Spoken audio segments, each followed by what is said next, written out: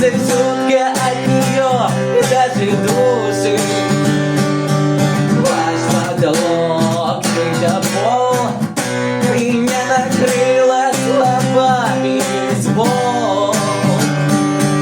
Поцелуй, словно родное лицо, пусть хоть оно не окажется лжецом.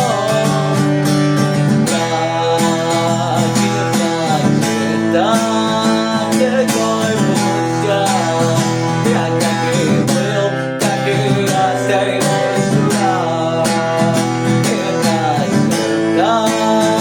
И как же так, и забила, и тропу, как ты.